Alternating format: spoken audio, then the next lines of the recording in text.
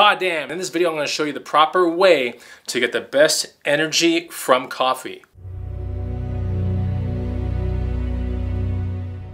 What's going on, guys and gals? Chris with the BODDAMN channel. This channel is all about food, fitness, and how to live an active, healthy lifestyle. In this video, we're going to be talking about coffee, right? And how people do it wrong and how you're really supposed to do it to get the most energy benefits out of it. All right, before we get to the content, make sure you hit the like button down below and make sure you're subscribed to the BODDAMN channel because there's a lot of great content coming down this year. I promise you that. All right, so basically, let's talk about how to drink coffee. Coffee is an amazing drink with tons of health benefits, but I think a lot of people don't understand how to consume it properly.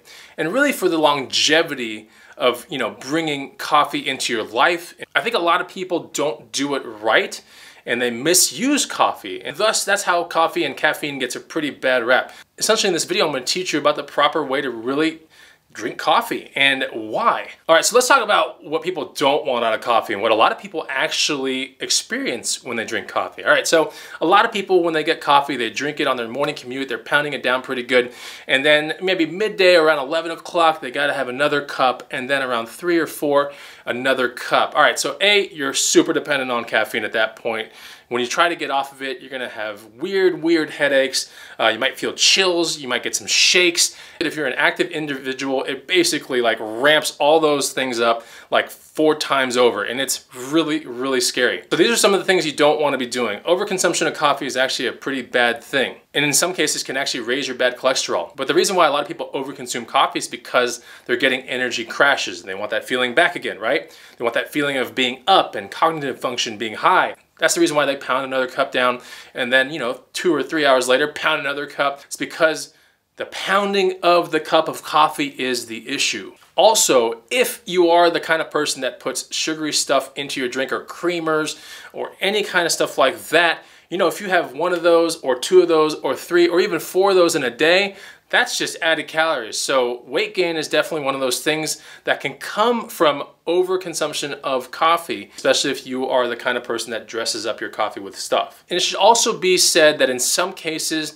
people experience slight depression from these energy crashes. And that's definitely not good in your life. You don't need that stuff. All right, so let's talk about what you do want out of coffee, right? Let's talk about what can come from coffee if you don't abuse it and if you actually take it in correctly. 1, prolonged energy, all right? So I'm not talking about 1 hour spike or 2 hour spike of energy, prolonged, all right? 6 hours, 4 hours, good stuff. How about no jitters? That's a good one, right? Doesn't everyone want that? No one likes the jittery feeling after you pound a serious cup of coffee. You just feel weird, antsy, jittery, can't really focus too well. So people don't want that. What people do want is no jitters. They just want to have a nice, elevated, micro high, and for that thing to last as long as possible, perhaps through the entire workday. And of course, if we're going to talk about workday, it always helps to have that elevated cognitive function, all right? So that's where you can think fast and see things better than you've ever seen them before. So yeah, people want that feeling as long as possible. Here's what you do.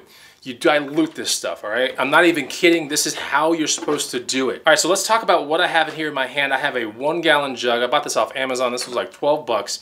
And when I go to the gym in the morning, it's really important, first of all, when I work out in the morning to be adequately hydrated. So the second that I wake up, I'm pounding down 2 pretty big glasses of water.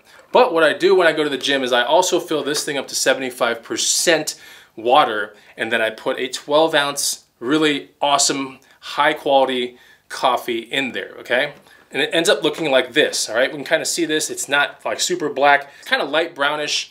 And honestly, I do this through the workout. So I had a workout today. It was 75% full. Now it's down to here. I did go to the water fountain in the gym a couple times. So what does this taste like? Let's take a look here. Tastes like watered down coffee, almost like rusty water, But it's watered down coffee. Heavily watered down coffee is what it tastes like. And guess what? That's what it is. So why do you want to do it that way? 1 is for you to stay adequately hydrated during the day. 2, it allows the caffeine to come into your body at a good, normal pace, but it also gets that energy crash non-existent. Basically, when the caffeine is digested, it is a very slow exit when you dilute it, and that's good.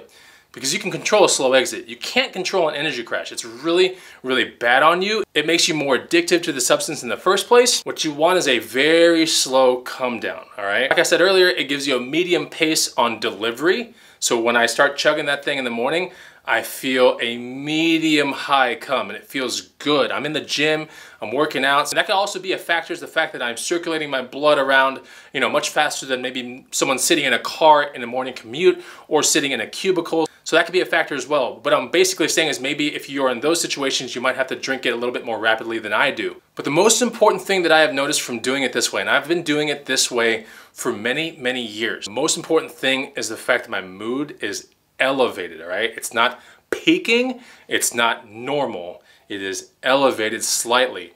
And that's all it really takes. That's all it really takes to get your cognitive stuff flowing good, sustainable, and for you to basically not abuse coffee for what it is. It's also been shown that what you eat affects how caffeine is digested in your body. It's very important to have a whole foods based diet. Try to buy stuff that's non-GMO. Try to also buy grass-fed meats as much as possible. And this is not just for caffeine and coffee and all that kind of stuff. A whole foods diet with grass-fed meats is just good in general for your overall fitness goals. So the real question becomes how much to consume in a day, and here's the answer for you.